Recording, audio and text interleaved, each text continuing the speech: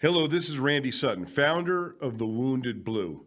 As National Police Week approaches, I have a message of resolve for the American people. Every cop I know has at least one image burned deeply into their memory, one that comes to them unbidden in the night when sleep refuses its respite. Mine is my first line of duty death.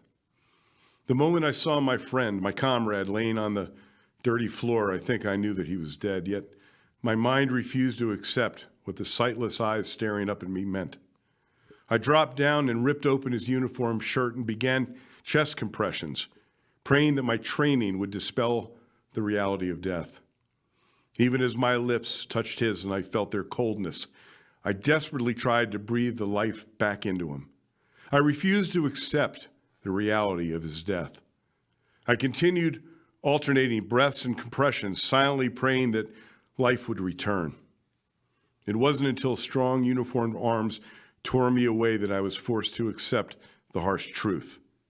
My friend was dead. The feeling of failing him lives on within me to this day.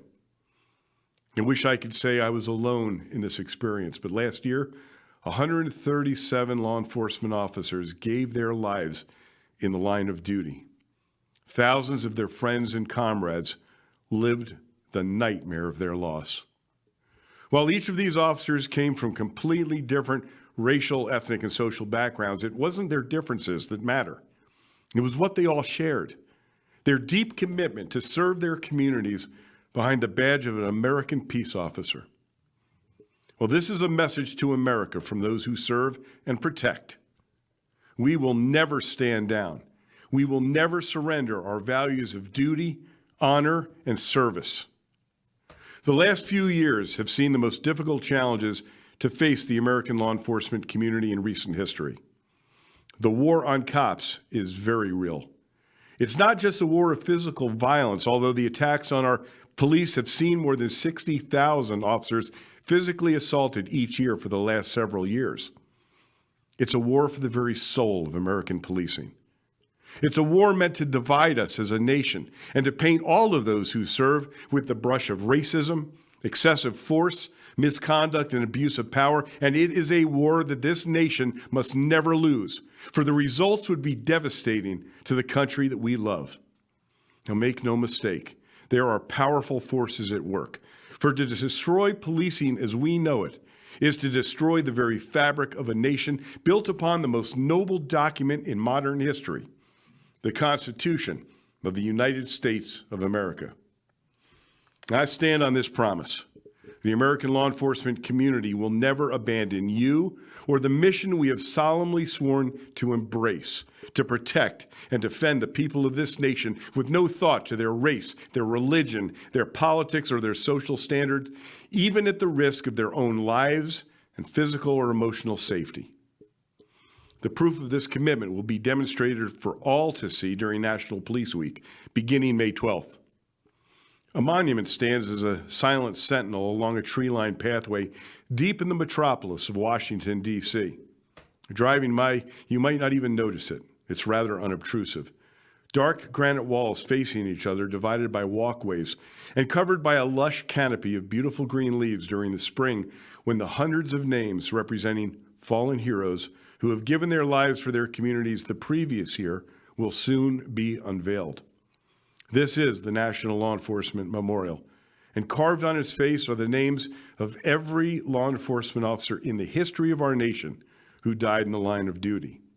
In the middle of May during National Police Week, tens of thousands of people will descend upon Washington, D.C. to visit this somber place. Wives, husbands, children, and other loved ones of these fallen heroes, as well as thousands of uniformed police officers, will spend hours here, gazing into the shadows of their lives. Some will stand silently and stare at the name of the man or woman they loved, memories flooding their hearts, thoughts of Christmases and Thanksgiving that they know will never share again with them. Others will kneel with their heads bowed, weeping silently, the tears falling from their cheeks, joining the tear-stained concrete where thousands have knelt for decades, filled with the sorrow of loss.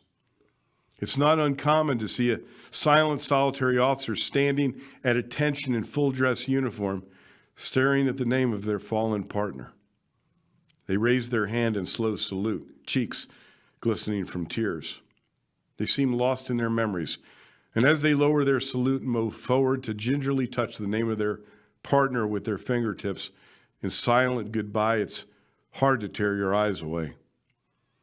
I've not only visited this hallowed ground for decades myself, but have caressed the names of comrades and friends engraved there. This is why I bring you this message of resolve, secure in my belief that our nation's law enforcement officers will never waver from their duty to serve and protect you, the people of this nation. And to those who have vowed to dismantle and destroy the proud profession of the American police officer, I say this: you have already failed. You have failed because you will never understand that which drives those who serve behind the badge: commitment, honor, duty, and love of country.